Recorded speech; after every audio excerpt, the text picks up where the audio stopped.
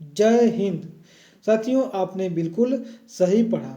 अपना नेता चुने रिमोट से, कहीं से भी।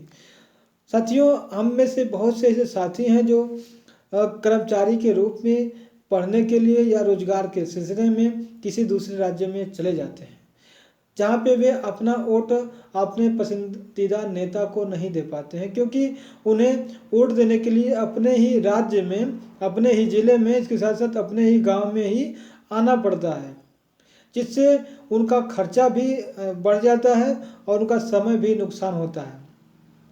ऐसे तो बहुत से लोग हैं जो छुट्टी लेते हैं तो वोट डालने के लिए, लेकिन चल जाते हैं गोवा घूमने के लिए। ऐसे भी बहुत से लोग मिलते हैं और हैं भी। तो इनके लिए और बहुत से हमारे साथी हैं जो वोट डालना चाहते हैं, तो वे अब इलेक्शन कमीशन के अनुसार वे जहाँ पे हैं वहीं पे अपना वोट अपने पसंदीदा नेता को दे पाएंगे और इस लोकतंत्र के महा उत्सव में अपनी भागीदारी को दे पाएंगे, यानी भागीदारी को अपना पाएंगे। साथियों, इसको लेकर के सभी पार्टियों में कौतूहल है कि ये जो रिमोट वोटिंग मशीन है कैसे काम करेगी। भाजपा इसको भी क्या करेगी, हैक कर लेगी और अपना वोट बना लेगी। इसके साथ साथ जो इलेक्शन कमीशन है, जो राजीव कुमार इसके इस समय चीफ हैं, उन्होंने सभी पार्टियों को इसकी एक्सपेरिमेंट करने के लिए बुलाया है 16 जनवरी को।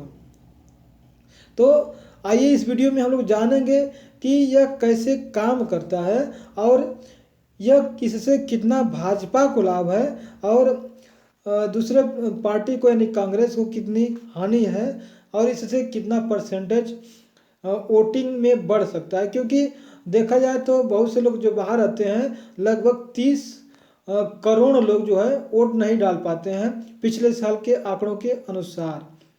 तो अगर वे भी अगर वोट डालेंगे जिससे परसेंटेज बढ़ेगा और भारत में जो लोकप्रियता है अपने देश में वोट डालने की, वे बढ़ेगी और सभी लोग हिस्सा अपने महापर्व में ले पाएंगे। इसके साथ साथ राहुल ने विरोध में क्या तर्क दिया है कि यह किस प्रकार उनके हितकारी में नहीं है। तो साथियों, आइए वीडियो में विस्तार से इसके बारे में जानते हैं और चर्चा करते हैं सारी जानकारी के लिए। तो बताया गया है, इलेक्शन कमीशन ने बताया है कि यह ब्लॉकचेन इंटरनेट बेस्ड रिमोट जो है वोटिंग सिस्टम पर काम करेगा, जिसमें आप अगर वोट देते हैं तो बीच में कोई सेंधमारी नहीं कर पाएगी, मतलब तीसरा आदमी इसको हैक करके किसी दूसरे को वोट नहीं दे पाएगा। मतलब कि आप जिसको वोट दिए उसी को वोट दिया जाएगा। लेकिन बहुत से लोग ऐसे मान लेंगे कि हम वोट देंगे साइकिल को और चला जाएगा कमल को यानी भाजपा को।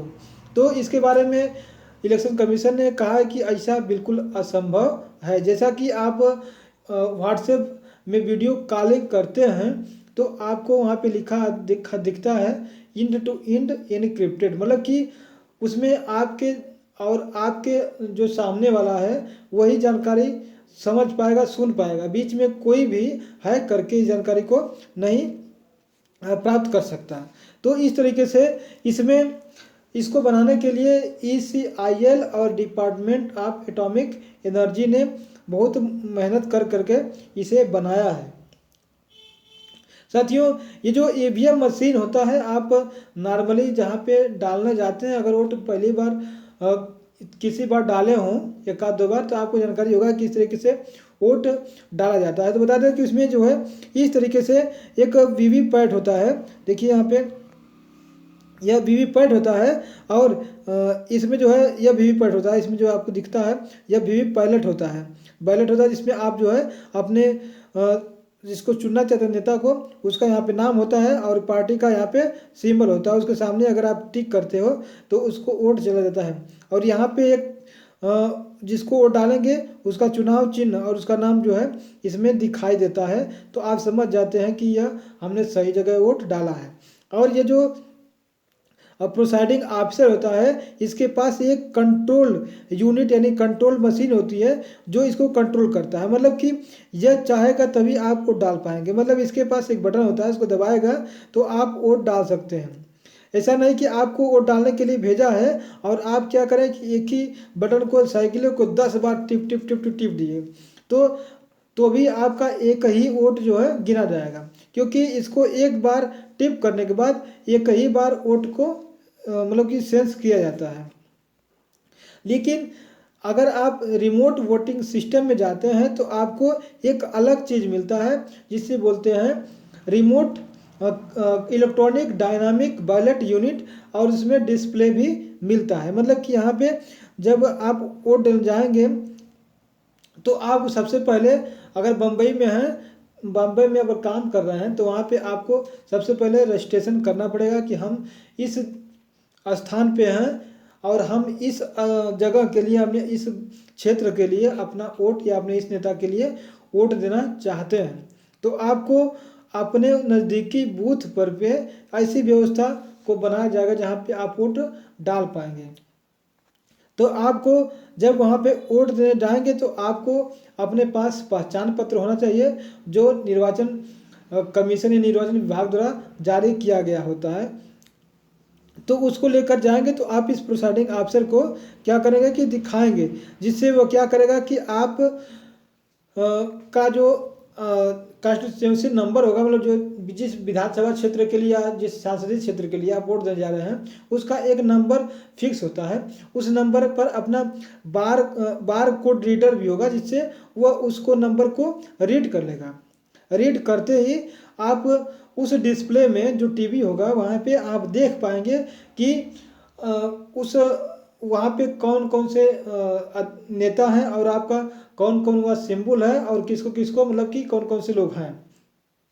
यानी वह बीवी इसकी तरह से ही वहाँ पे मतलब कि खुल जाएगा, यानी बैलेट की तरह ही खुल जाएगा।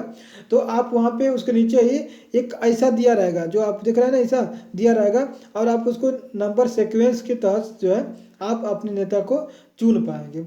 यही मेन है और कुछ विशेष में ज़्यादा नहीं है। और इसमें देख रहे हैं ना, यह केबल से जुड़ा हुआ है, तो यह सब कुछ एक दूसरे से जुड़ा हुआ होता है। और यह मेन होता है कंट्रोल, यह होता है मेन। इसके अलावा अगर यह नहीं रहेगा तो आप जो है वोट नहीं डाल पाएंगे। तो बता दें कि ये जो इलेक्शन कमीशन है इसके लिए कुछ इसको चेंजेस करने पड़ेंगे। अभी चूँकि अभी मतलब कि लाया गया है केवल एक्सपेरिमेंट के लिए, इसके बाद भी अभी बहुत से काम बाकी हैं जो कि इलेक्शन कमीशन करना पड़ेगा और संसद में भी इसको पूरे बहुमत से पारित करना पड़ेगा, क्योंकि इसमें कुछ कानून को नियम है, उसमें चेंजेस नहीं करेंगे तो आप इसको लागू नहीं कर सकते हैं। उसके लिए आपको इलेक्शन रूल जो है 1961 है उसको चेंज करना पड़ेगा, और रजिस्ट्रेशन इलेक्शन रूल है 1960 वाला, उसको भी इसको चेंज करके अमेंडमेंट करके तब इसको लागू किया जा सकता है। तो लास्ट में जान लेते हैं कि राहुल ने विरोध किस कारण किया है। तो उन्होंने बताया कि जर्मनी जो है 2009 से ही ईवीएम से चुनाव कराना छोड़ दिया है, और हमारा भारत देश ईवीएम से तो करा ही रहा है, उसके जगह पे एक रिमोट वोटिंग मशीन भी ला दिया है ना, जिससे इसमें और भी गड़बड़ियाँ होने की संभावना बढ़ जाती है। और इससे जो है इलेक्शन कमीशन को जो भाजपा सरकार है वह प्रेशर डाल सकती है कि उसे जिताने में उसकी मदद करें। जैसे कि ईडी और सीबीआई ये लोग भाजपा के लिए जान ही रहे हैं किस तरीके से काम कर रहे हैं। जब भी किसी क्षेत्र में किसी राज्य में चुनाव आता है तो ईडी और सीबीआई पीछे पड़ जाती हैं वहाँ के नेताओं के, वहाँ के लोगों के, और जो उनके साथ में उस वहाँ के लोग के जो मंत्री हैं उनके बारे में। तो इस तरीके से इन्हें कुछ जो है इसके बारे में इस तरीके से कहा है। तो साथियों आपको इसके बारे में क्या कहना है, क्या आपको लगता है इसके बारे में, क्या यह सही है? तो आप कमेंट बॉक्स में ज़रूर लिखिएगा। और आज के लिए बस इतना ही। जय हिंद।